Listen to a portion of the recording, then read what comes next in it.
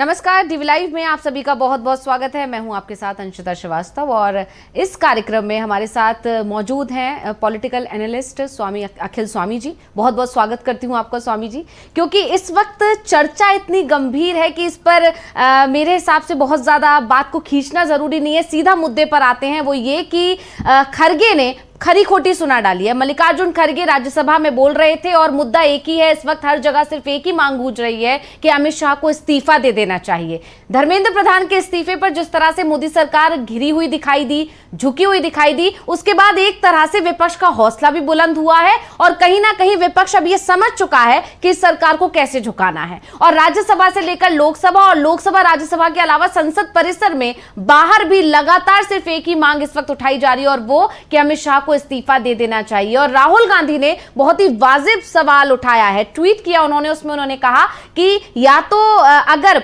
ये बात अमित शाह को पता है कि किसके आदेश पे, यानी अमित शाह ने अगर आदेश दिया है तो भी अमित शाह घिरते हैं, और अगर उन्हें ये नहीं पता है कि किसके आदेश पर या क्यों ये लाठीचार्ज किया गया, यानी अमित शाह को इस बारे में कोई जानकारी नहीं है, तो फिर तो वो नाकाबिल गृह मंत्री हैं, तो ऐसे उनको इस्तीफा दे देना चाहिए। यानी हर तरफ से अमित शाह के इस्तीफे की मांग जोर से उठ रही है। और अब मल्लिकार्जुन खरगे ने राज्यसभा में इस मुद्दे को उठाया और साफ साफ कहा कि अमित शाह जो छिपकर बैठे हैं वो छिपकर ज्यादा दिन रह नहीं पाएंगे, उन्हें जनता खींच कर लेकर आएगी बाहर। तो स्वामी जी, आपके पास आना चाहूंगी मैं, किस तरह से अमित शाह के इस्तीफे पर अब पूरी सरकार बुरी तरह घिरी हुई दिखाई दे रही है, और क्या लगता है आपको धर्मेंद्र प्रधान के मामले में जिस तरह सरकार बैकफुट पर आई, फिर उसके बाद झुकी हुई दिखाई दी, अमित शाह से पहले धर्मेंद्र प्रधान के इस्तीफे की जो मांग उठी उसमें सरकार को आखिरकार इस्तीफा लेना क्या पड़ा। धर्मेंद्र प्रधान ने दिया, किस तरह दिया वो अंदर खाने की चर्चा अलग चली रही है,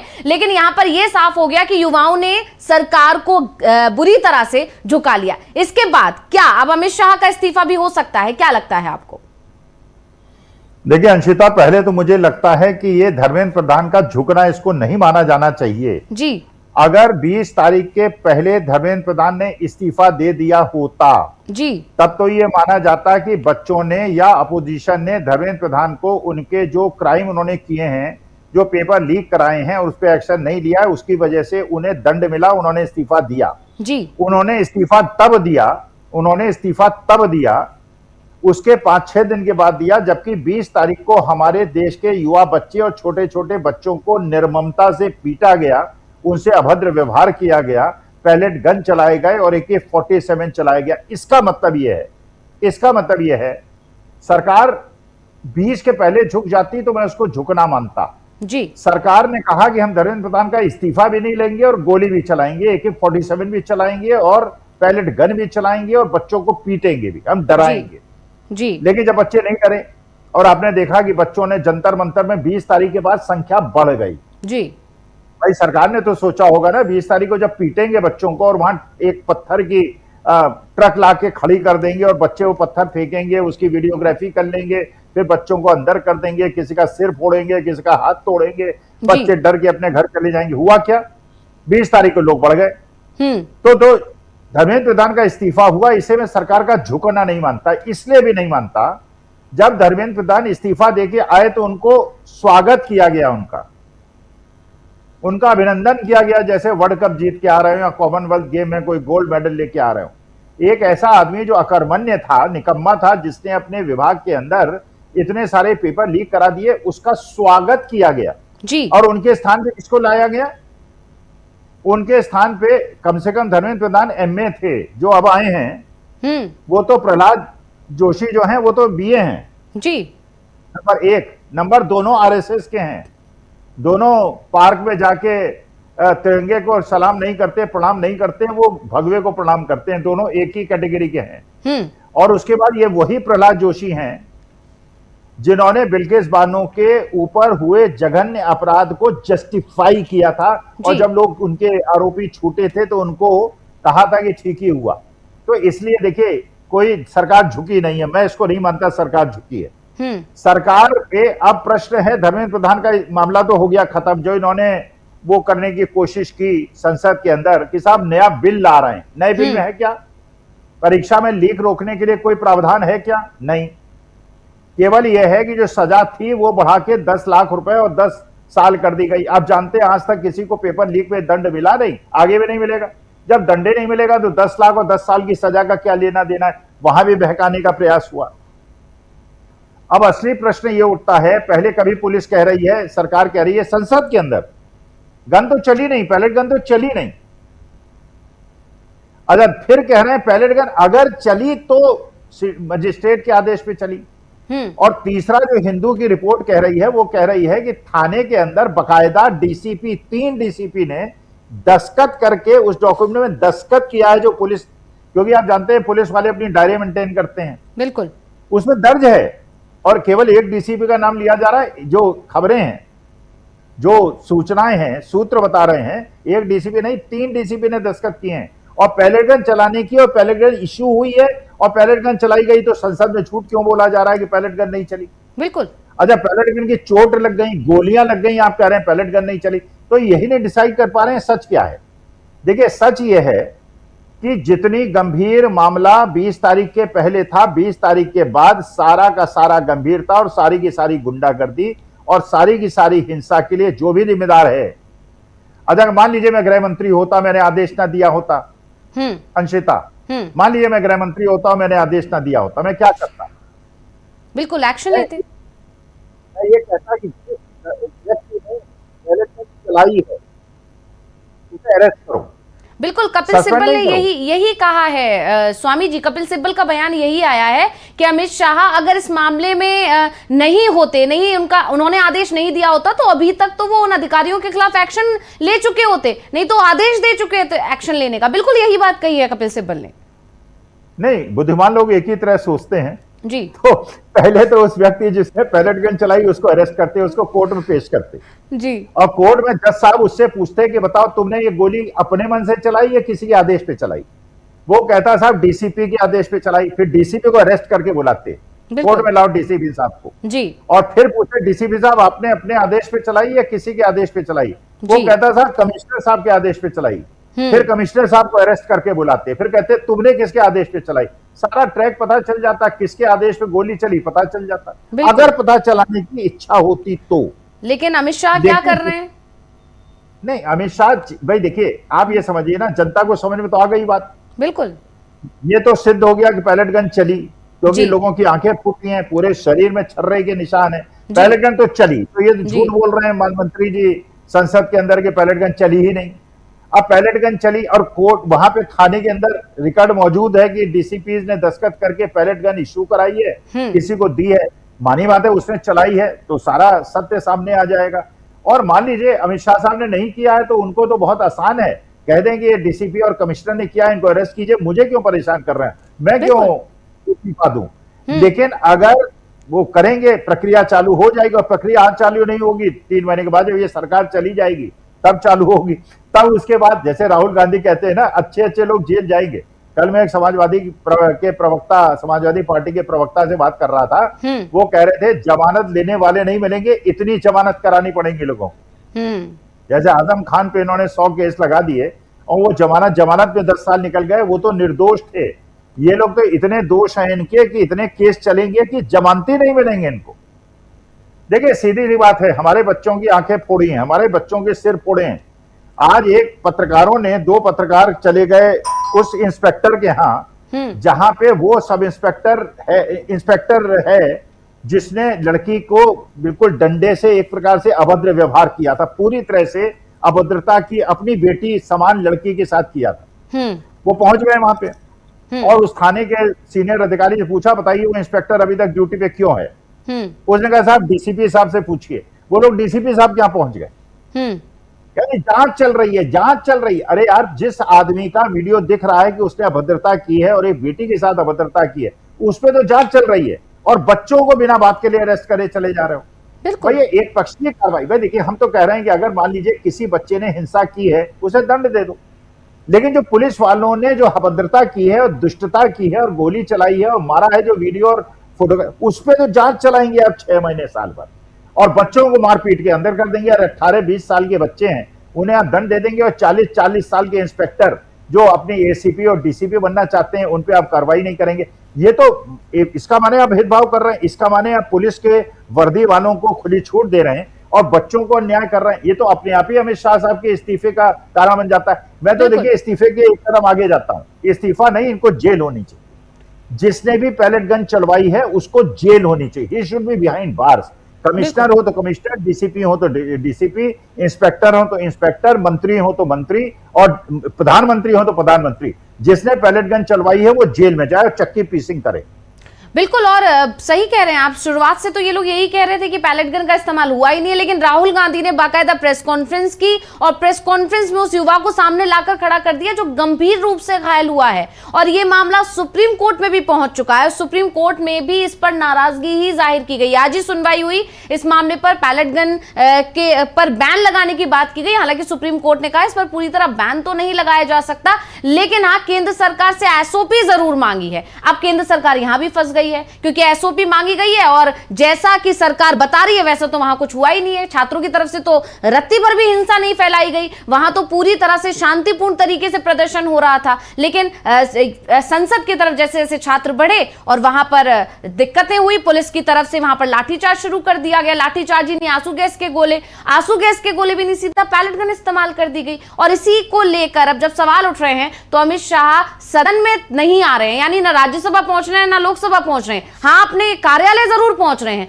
वहां जाकर उनसे लगातार सांसद मंत्री मुलाकात भी कर रहे हैं। किरण रिजिजू भी मुलाकात करने पहुंचे, लोकसभा में चर्चा के बाद तुरंत किरण रिजिजू वहां पहुंच गए। इसके अलावा लगातार वो वहां पहुंच रहे हैं, लेकिन संसद में जवाब देने नहीं आ रहे। लेकिन विपक्ष ने भी ठान लिया है स्वामी जी कि वो इस मुद्दे पर शांत नहीं बैठेगी। चाहे वो खरगे का बयान सुन लीजिए, किस तरह से उन्होंने मोदी और शाह दोनों को घेरा है, जमकर घेरा है। इससे पहले राहुल गांधी ने जमकर इन पर हमला बोला, प्रियंका गांधी, तमाम पूरे विपक्षी सांसद एकजुट हैं। इंडिया गठबंधन ने एकजुट होकर प्रदर्शन किया संसद परिसर के अंदर। जो वीडियोस आपने भी देखी होंगी, किस तरह से सवाल पूछा जा रहा है कि आदेश किसने दिया, और ये सवाल का जवाब क्योंकि नहीं है अमित शाह के पास, इसलिए खुद भी वो नहीं आ रहे और पूरे बीजेपी के जो लोग हैं, बीजेपी सांसद उन्हें बचाने में लगे हुए हैं। यानी काम हो ना हो, अमित शाह बचने चाहिए। ये प्रक्रिया यहां पर देखी जा रही है दोनों सदनों में, किस तरह से लगातार संसद को ठप करवा दिया जा रहा है बीजेपी सांसदों की तरफ से ही। स्वामी जी देखिए, आपको याद होगा जब चीनी सैनिकों और भारतीय सैनिकों के बीच में मुठभेड़ हुई थी, हाथापाई हुई थी जी, चीनी सैनिक ऐसे डंडे लेके आए थे जिसमें जाली लगी हुई थी और कीलें लगी हुई थी जी। हालांकि हमारे सैनिकों ने वीरता से लड़ते हुए उनके सैनिकों को मारा था, क्योंकि हमारे सैनिक बड़े जाबाज होते हैं। मेरे ख्याल से उन्हीं चीनी सैनिकों के से प्रेरणा लेते हुए दिल्ली पुलिस ने हमारे छोटे छोटे जनजी बच्चों को उन डंडों से मारा जिसमें कीलें गड़ी थी, बिल्कुल, जिसमें करंट आता है, और जिसको वो डंडा छू जाता है उसको करंट लगता है, भीषण झटका लगता है। और यह भी बताया जा रहा है सूत्रों के द्वारा, बकायदा उसके आदेश पारित हुए थे कि कीलें लगा के डंडों से मारो। बिल्कुल, और बैरिकेडिंग पर भी करंट की खबरें हैं कि बैरिकेडिंग जो लगाई गई थी उन पर भी करंट लगाया गया था। मतलब तो बहुत बर्बरता की गई है। अब ये बताइए, जब पत्रकारिता में जो लोग इन्वेस्टिगेटिव जर्नलिज्म करते हैं, जब ये बात निकाल के ला रहे हैं कि बकायदा उसके आदेश दिए गए हैं जी, तो क्या राष्ट्रहित में नहीं है कि जिसने आदेश दिया कैसे हुआ? भाई इतना तो आप तो पाकिस्तान बिरयानी खाने चले गए थे, बिल्कुल, और वो अटल बिहारी वाजपेयी तो लाहौर बस यात्रा निकाल के चले गए थे। माने पाकिस्तान से तो बिरयानी खाएंगे, नवाज शरीफ की पोती की शादी है तो उसके यहाँ जाके उसकी मां के पैर छुएंगे, और हमारे बच्चों पे आप करंट लगाएंगे और उनको कीलें लगी हुई डंडों से मारेंगे। ये कहाँ का न्याय है भाई? बिल्कुल, ये क्या आपने कश्मीर पैलेट गन चलाए थे और वहां जस्टिफाई किया था, हिंदू लोग बड़ा तालियां बजाया करते थे, जय श्री राम क्या करते थे, वहां मुसलमानों की आंखें फूट रही थी। ये भूल गए थे कि जब मुसलमान हिंदुस्तानी मुसलमानों को मारोगे तो हिंदुस्तानी हिंदू बचेंगे क्या?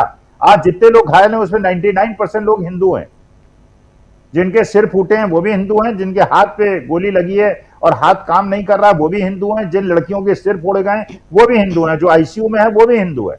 लेकिन हिंदू मुसलमान नहीं, इन्हें गुंडागर्दी अपनी बनानी है, आतंक बनाना है और लोगों को डराना है, और पाकिस्तानियों से बिरयानी खानी है, और चीन के राष्ट्रपति को झूला झूलाना है, अपने लोगों को पीटना है।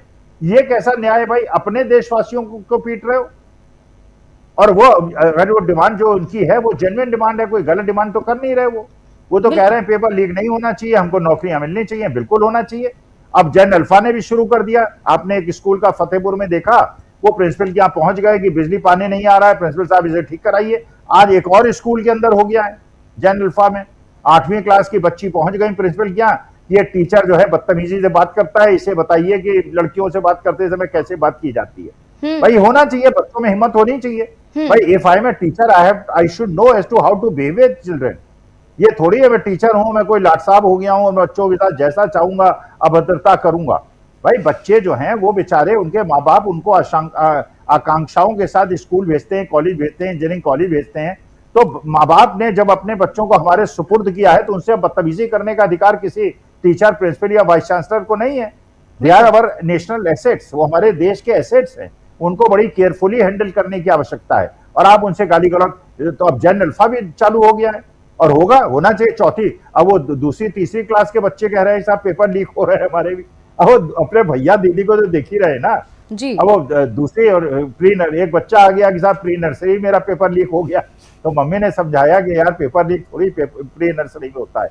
अब जब दिमाग में लोगों के आ गए कि मोदी जी के जमाने में पेपर लीक ही होते हैं, तो भैया अब क्या करोगे? प्री नर्सरी के बच्चों को कैसे समझाओगे कि पेपर लीक नहीं हुआ है? अब तो जो बच्चा फर्स्ट नहीं आएगा, माँ बाप कहेंगे यार फर्स्ट क्यों नहीं आए, पेपर लीक हो गया माँ।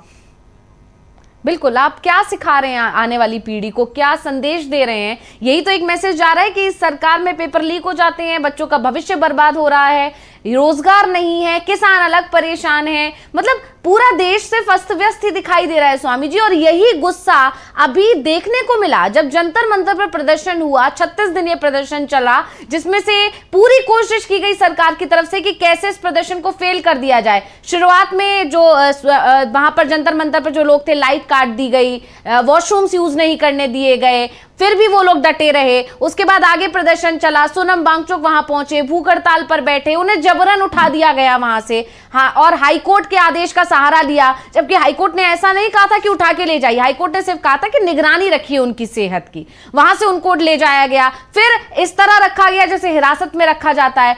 फिर जब खुद वहां जब सफदरजंग के जो कुछ क्या कहते हैं डॉक्टर्स थे, उनकी ही तरफ से जब ये कहा गया कि जो हॉस्पिटल है वो हिरासत में रखने की जगह नहीं है, तब कहीं ना कहीं जाकर दिल्ली हाईकोर्ट ने जब फटकार भी लगाई सरकार को, तब उन्हें कहा गया कि ठीक है आप मेदांता में इनको लेकर जा सकते हैं। यानी पूरी कोशिश की गई। लग रहा था सरकार को कि सोनम वांगचुक को जब जबरन उठा लिया जाएगा तो छात्रों का हौसला टूट जाएगा और ये प्रदर्शन यहीं खत्म हो जाएगा। लेकिन उससे तो टर्निंग पॉइंट आ गया, उसने और ज्यादा गुस्सा बढ़ा दिया छात्रों को। और 20 जुलाई को जो सड़क पर देखने को मिला, जंतर मंतर से संसद तक की जो सड़क का जो नजारा था, उसने मोदी सरकार को हिलाया। बावजूद इसके सरकार नहीं संभली। सरकार ने फिर कोशिश की, जिस तरह की खबरें जिस पर आज हम चर्चा भी कर रहे हैं, संसद के अंदर चर्चा हो रही है, अमित शाह बुरी तरह घिरे हुए हैं, ये सरकार की बर्बरता ही थी। दिल्ली पुलिस को आगे करके छात्रों के साथ इतनी बर्बरता, ये बता रहा था कि सरकार अंदर से कितनी बौखलाई हुई है। यानी जिस तरह से जो फुटेज आए हैं स्वामी जी, जिस तरह से लाठी डंडे बरसाए जा रहे हैं,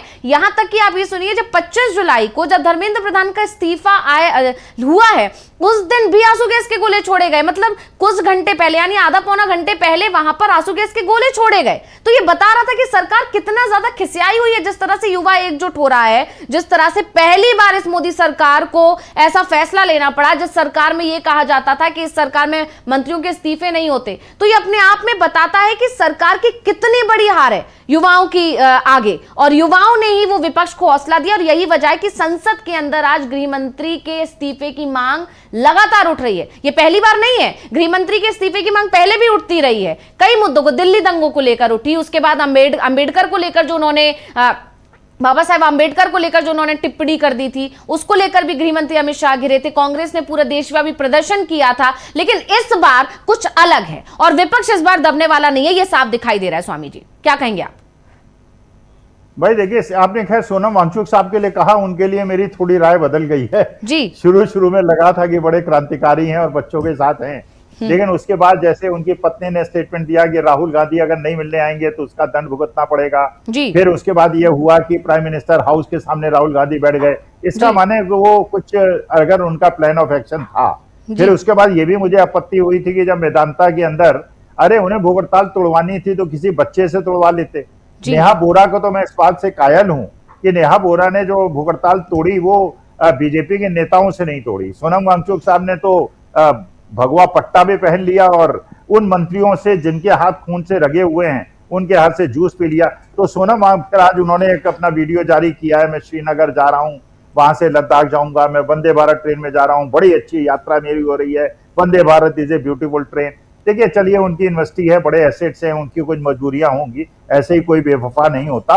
लेकिन अभिजीत दीपिके ने भी ये कह दिया है, अभिजीत दीपिके ने भी कह दिया कि मुझे भी कहा गया है कि आप भारतीय जनता पार्टी ज्वाइन कर लीजिए, जी बिल्कुल, और मैंने मना कर दिया। अगर मुझे भारतीय जनता पार्टी, इसका मतलब ही है कि सोनम वांगचुक साहब का जितना कम हम लोग जिक्र करें उतना अच्छा है। चलिए भूख हड़ताल पे बैठे, लेकिन जितना त्याग हमारी नेहा बोरा ने किया है, मेरे ख्याल से इस जंतर मंतर के प्रोटेस्ट में अगर कोई नायिका बन के उभरी है तो वो नेहा बोरा और उसके जो वहां पे आयशा के 2 बच्चे उसके साथ भूख हड़ताल बैठे थे, वो नायक बन के निकले हैं। बाकी लोगों से मैं बहुत ज्यादा, क्योंकि वो 22-23 दिन भूखी भी रही, और जब पटना के अंदर बच्चों के साथ अन्याय हो रहा था, बाकी कॉकरोच जनता पार्टी का कोई वहां नहीं गया। नेहा बोरा गई, उन्होंने बच्चों को छुड़वाया और बच्चों से सहानुभूति भी की और उसके लिए लड़ी, और उसने कहा कि मैं पटना आके दोबारा आंदोलन शुरू करूंगी। जी तो मुझे असली ये लगता है कि Neha Bora should get the credit what she should get. बिल्कुल, और जावेद से भी मुलाकात नेहा बोरा ने ही की है। उनकी तरफ से लगातार अभी पिछले दिनों वीडियो आए थे, उन्होंने कहा कि सीजेपी तो उन्हें भूल ही गई है, फोन तक नहीं उठाए जा रहे हैं। तो इस तरह की चीजें, बिल्कुल आपने नेहा बोरा का यहाँ जिक्र किया, उनका जिक्र होना जरूरी है, क्योंकि लगातार वो अपनी मांग पर अड़ी रही। और जैसा कि आपने कहा, शबाना आजमी पहुंची थी और लोग जब उनसे पहुंचे तब उन्होंने अपना अनशन तोड़ा, और एक वजह से तोड़ा, एक काफी वक्त निकलने के बाद तोड़ा। कोई ऐसी वजह नहीं थी कि वो किसी बीजेपी नेता के दबाव में या बीजेपी नेता से मुलाकात करके या किसी मंत्री के कहने पर उन्होंने अपना अनशन तोड़ा। बिल्कुल सही बात आप यहां पर कह रहे हैं स्वामी जी, और यही वजह है कि नेहा बोरा की अलग छवि निकल कर आई है। लेकिन सोनम वांगचुक का जिक्र करने का मेरा मतलब यहां यह था कि सरकार को ऐसा लगता था कि उन्हें उठा लेगी तो छात्रों के हौसले कम हो जाएंगे, लेकिन छात्र तो अपनी लड़ाई लड़ रहे हैं, उन्हें सोनम वांगचुक की जरूरत नहीं है। ये छात्रों ने बता दिया, उन्हें किसी की जरूरत नहीं है, और खुद सीजेपी की भी उन्हें जरूरत नहीं है। अब छात्र उतर चुका है और ये बात तय है। जिस तरह से छात्रों ने आखिरी दिन भी कई इस तरह के पोस्टर्स दिखाई दिए जिसमें उन्होंने कहा कि ये जो आंदोलन है ये भी खत्म नहीं हुआ है, सिर्फ एक ब्रेक पर गया है, दोबारा शुरू होगा। और नए मंत्रियों के इस्तीफे की मांग, जैसे कि आप जानते हैं नितिन गडकरी के इस्तीफे की मांग भी उठ रही है, और अमित शाह के इस्तीफे की मांग अभी जोरों पर है, क्योंकि पैलेट गन का मुद्दा राहुल गांधी ने उठा दिया है 25 जुलाई की शाम से ही। लगातार वो इस मुद्दे पर अमित शाह को घेर रहे हैं। अमित शाह को उन्होंने बाकायदा चिट्ठी लिखी, उसमें भी यही सवाल पूछा, किसके आदेश पर छात्रों के साथ, देश के युवाओं के साथ इस तरह की बर्बरता हुई? आपको पता है तो आप बताइए, नहीं पता है तो ये तो और भी ज्यादा बड़ी बात है, इससे आपको बिल्कुल ही इस्तीफा दे देना चाहिए। यही बात मल्लिकार्जुन खड़गे ने भी सदन के अंदर कही, राज्यसभा के अंदर, कि अगर उन्हें यही नहीं पता कि कैसे हुआ ये सब, तो किस बात के गृह मंत्री हैं वो? गृह मंत्री होने के नाते उनको पूरी जानकारी होनी चाहिए। यानी इस वक्त अमित शाह बुरी तरह पर यहां पर गिरे हुए दिखाई दे रहे हैं स्वामी जी।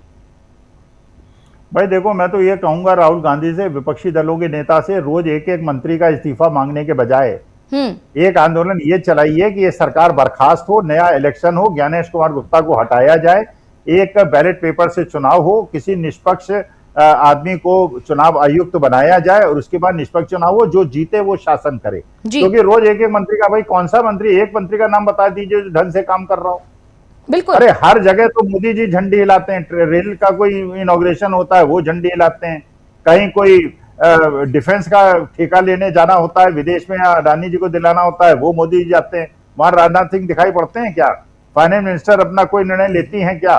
सारे जो मंत्रियों के निर्णय अमित शाह साहब, मोदी जी लेते हैं। तो नए इलेक्शन कराइए, ये कहा रोज रोज एक एक मंत्री का इस्तीफा लेंगे और उसके बाद मांग करेंगे और हड़ताल कराएंगे और हम लोगों को परेशान करेंगे। इलेक्शन दोबारा कराइए, और ये इलेक्शन दोबारा होना चाहिए, निष्पक्ष होना चाहिए।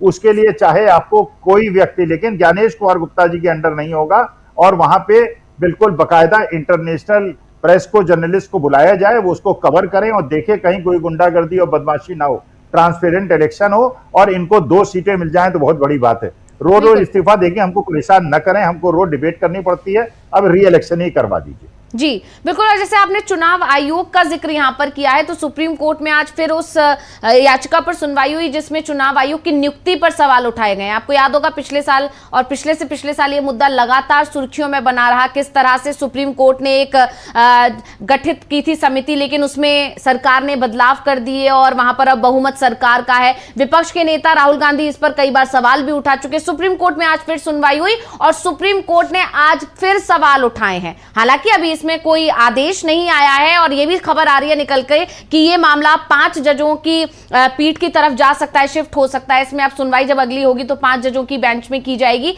लेकिन आज भी कोर्ट की तरफ से काफी ज्यादा सवाल केंद्र सरकार से उठाए गए हैं कि अगर इसी तरह से केंद्र सरकार के लोग ही इसमें ज्यादा होंगे, यानी बहुमत सरकार के पास होगा, तो निष्पक्षता या पारदर्शिता कहां दिखाई देगी? क्या जरूरत है सरकार को इस तरह का गठन करने की जिसमें पीएम मोदी है और फिर दूसरे केंद्रीय मंत्री जिसे पीएम मोदी चाहते हैं? तो और जैसे कि आप जानते हैं कि अभी विपक्ष के नेता जब पहुंचे थे, जब चुनाव आयोग की नियुक्ति का मामला था, उसमें विपक्ष के नेता ने आपत्ति भी जाहिर की थी, बावजूद उसके राहुल गांधी की कोई सुनवाई नहीं हुई थी। तो ये यहां पर बुरी तरह से भी चुनाव आयोग भी घिरा हुआ दिखाई दे रहा है और सरकार भी चुनाव आयुक्त की नियुक्ति के मामले में घिरी हुई दिखाई दे रही है। स्वामी जी, नहीं, कोई घिरा हुआ नजर नहीं आ रहा है। देखिए, माननीय सुप्रीम कोर्ट को सारी श्रद्धा भाव के साथ उनका सम्मान करते हुए टिप्पणियां बहुत करता है, लेकिन निर्णय नहीं लेता है।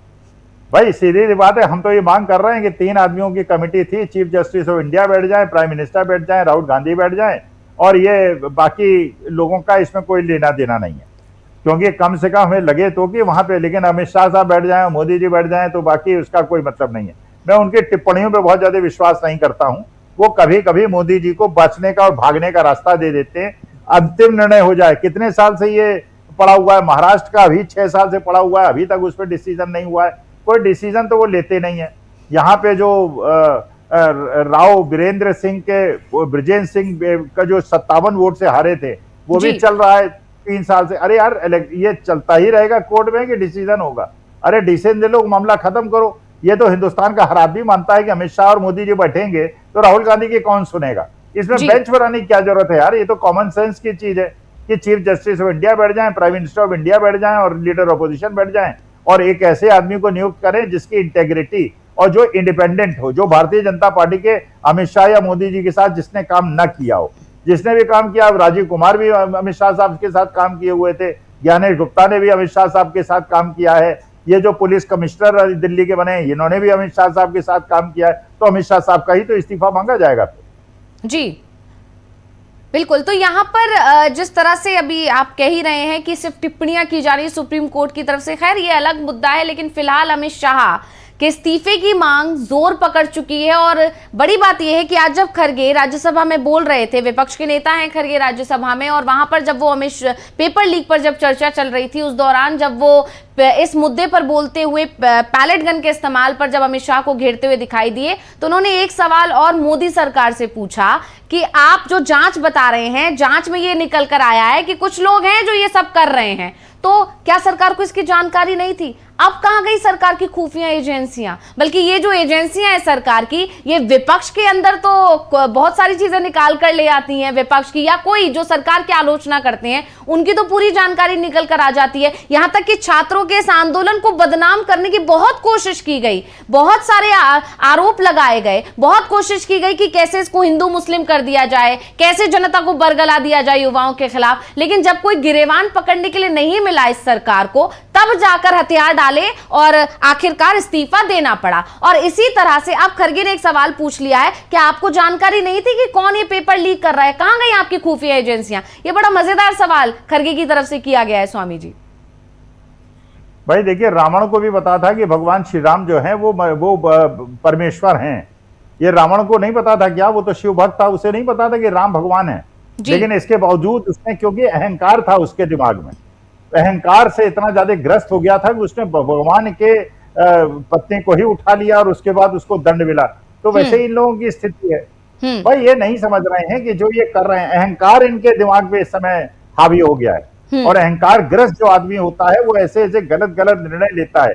अगर ये शालीनता से, दिमाग शांति से सोचें तो बच्चों की डिमांड बिल्कुल जेन्युइन है। बच्चों ने कोई गुंडागर्दी नहीं की है, कोई बदमाशी नहीं की है। वो भारतीय जनता पार्टी के लोगों ने ही अपने गुंडों को वहां पे घुसा के आंदोलन को हिंसक बनाने की कोशिश की है।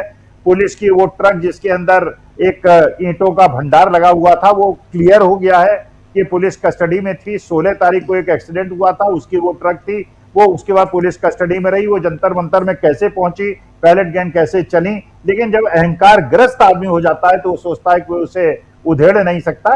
अब तो हमारी जैन अल्फा और जज जी ये सारे के सारे मिलकर सरकार को उधेड़ने में लगे हैं। विपक्ष तो जो कर रहा है, हमारी जैन जी और जैन अल्फा उससे ज्यादा कर।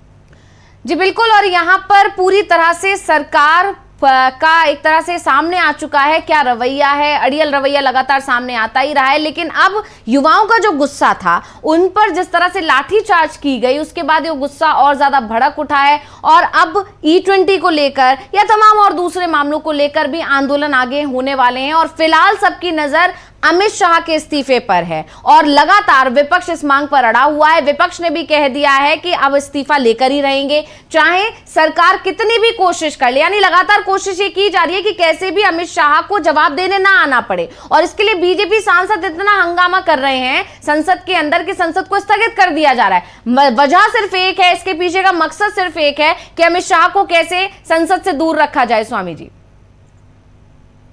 भाई देखिए, इन लोगों की तो माया यही जाने। एक निशिकांत दुबे साहब हैं मंत्री, वो पंडित जवाहरलाल नेहरू के लिए कहते हैं कि पंडित जवाहरलाल नेहरू बहुत बड़े अय्याश थे। अब बताइए, और स्पीकर ये नहीं कहते इसको एक्सपंज किया जाए। भाई पंडित जवाहरलाल नेहरू अय्याश थे, इनको कैसे पता निशिकांत दुबे को कोई अभिलेख है? पंडित जवाहरलाल नेहरू के बारे में अभद्र भाषा का उन्होंने उपयोग किया, और उनके बारे में जो कहा जाता है, भाई हमारे सनातन धर्म में जो मौसी की लड़की होती है, बुआ की लड़की होती है, वो बहन मानी जाती है। उससे छेड़खानी, उन्होंने तो अपनी मौसी की सगी मौसी की लड़की से शादी की हुई है और वो पंडित जवाहरलाल नेहरू के चरित्र पर प्रश्न उठा रहे हैं।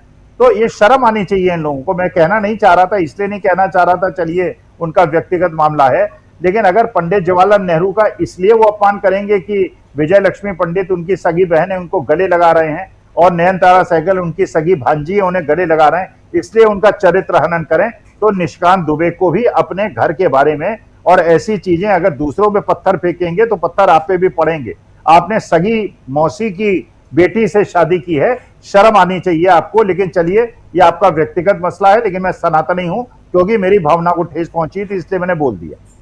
जी बिल्कुल, और यहाँ पर कई तरह के आरोप अब सरकार पर लग रहे हैं, और खासकर खरगे का जिस तरह से बयान आज आया राज्यसभा में, उन्होंने पीएम मोदी को घेरा। रील जिस तरह से पीएम मोदी ने बनाई, 12:30 बजे जो पीएम की तरफ से रील पोस्ट की गई, और उसमें जो भाषा शैली जो थी कि डियर फ्रेंड्स और ये सारे इस तरह के जो शब्दों का इस्तेमाल किया, इस पर भी खरगे ने काफी तंज कसा। उन्होंने कहा कि आज हमेशा हिंदी बोलने वाले पीएम को अब इस तरह की लैंग्वेज का इस्तेमाल क्यों करना पड़ रहा है, क्यों भाषा अपनी बदलनी पड़ रही है। और ये तरह से यहाँ पर एक तरह से साफ है कि सरकार डरी हुई है, और इसी बात का जिक्र खरगे ने कहा। खरगे ने बताया कि किस तरह से युवाओं ने सरकार को डरा दिया है, और यही वजह है कि क्योंकि विपक्ष जानता है कि अब सरकार डरी हुई है और यही तरीका है सरकार को झुकाने का। इसीलिए कितनी भी कोशिश बीजेपी के सांसदों की तरफ से की जा रही है, मोदी सरकार की तरफ से की जा रही है, लेकिन विपक्ष अपनी मांग पर अड़ा हुआ है। संसद परिसर के बाहर पूरे इंडिया गठबंधन ने एकजुट होकर यही सवाल अमित शाह से पूछा है कि आखिर किसके आदेश पर लाठियां चलाई गई, कौन है वो, किसने आदेश दिया। इसका जवाब संसद के अंदर आकर गृह मंत्री को देना चाहिए, लेकिन गृह मंत्री जवाब नहीं दे रहे हैं, वो गायब हैं। और इसीलिए अब खरगे ने सीधे तौर पर चेतावनी दी है आज, और ये कहा कि आप अगर अंदर छुपकर बैठे हैं, आपको सब कुछ सुनाई दे रहा है, तो आप ज्यादा दिन अंदर छुपकर रह नहीं पाएंगे, जनता आपको खींचकर बाहर लेकर आएगी। तो इस तरह से पता चलता है कि विपक्ष समझ चुका है कि कैसे इस सरकार को झुकाना है। स्वामी जी हाँ बिल्कुल यही है। अब देखिए कितने दिन लगाते हैं, कब तक मोदी और शाह साहब पार्लियामेंट में नहीं आते हैं। लेकिन ये बात तो है कि अब रास्ता लोगों ने देख लिया है, पता चल गया है कि भारतीय जनता पार्टी बड़ी वनरेबल पार्टी है, और मुझे तो ऐसा लगता है भारतीय जनता पार्टी में टूट चालू हो गई है। राजनाथ सिंह ने लोकसभा के अंदर जैसे बड़ी अच्छा एक निर्णय लिया था, जब राहुल गांधी ने कहा था या तो लोग स्टूडेंट होते हैं या इडियट होते हैं या अनभक्त होते हैं, तो उस पर जब इडियट पे ये हुआ कि साहब इसको एक्सपंज किया जाए, तो ये खड़े होकर राजनाथ सिंह ने कोशिश भी की थी इसको एक्सपंज कर दिया जाए, लेकिन लीडर अपोजिशन को बोलने दिया जाए। मुझे लगता है अगली कड़ी में राजनाथ सिंह और ये जितने वसुंधरा राजे हैं और बाकी लोग जो हैं, जिन्हें मोदी और शाहजहां ने खड़े हाथ लगा दिया है, जिन्हें किनारे कर दिया है, मेरे ख्याल से भारतीय जनता पार्टी में एक बड़ी टूट होने वाली है और भारतीय जनता पार्टी की सरकार गिरने वाली है। बहुत बहुत धन्यवाद स्वामी जी तमाम जानकारी देने के लिए। और बिल्कुल ये लगातार चर्चा चली रही है कि अब मोदी शाह के खिलाफ आलोचना शुरू हो चुकी है। मोदी शाह का विरोध अब पार्टी के अंदर से ही होने लगा है और इसी के चलते कहीं ना कहीं सरकार डगमगाई हुई है, सरकार के अंदर खींचतान है, सरकार के अंदर जो अभी हिली हुई जो दिखाई दे रही है मोदी सरकार, उसकी यही वजह है कि अब अंदर जो उनके अंडर काम करते हैं अधिकारी या फिर उनके जो नेता हैं वो खुलकर अब मोदी शाह के फैसलों का विरोध करने लगे हैं। और यही वजह है कि सरकार अब एक तरह से बैकफुट पर दिख रही है। फिलहाल सबकी नजरें इसी पर हैं कि विपक्ष जिस तरह से मांग पर अड़ा है, अमित शाह जवाब देंगे सदन में आकर, या अमित शाह के इस्तीफे की जो मांग तेजी से उठ रही है, क्या इस्तीफा मोदी सरकार अमित शाह का भी लेगी? ये सब, इस पर सब पर नजरें हमारी बनी रहेंगी। तब तक के लिए मुझे दीजिए इजाजत। देखते रहिए डीवी लाइव। नमस्कार।